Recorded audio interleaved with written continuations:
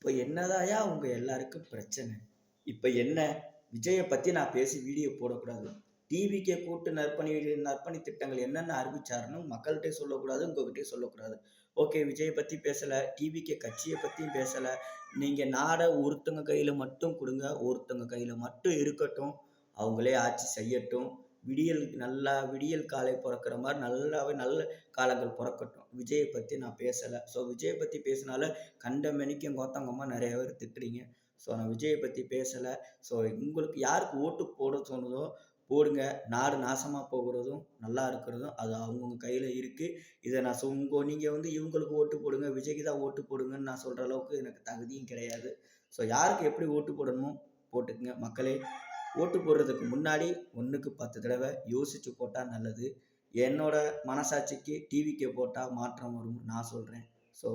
நான் சொன்னது தப்புனா மன்னிச்சுக்கங்க மக்களே.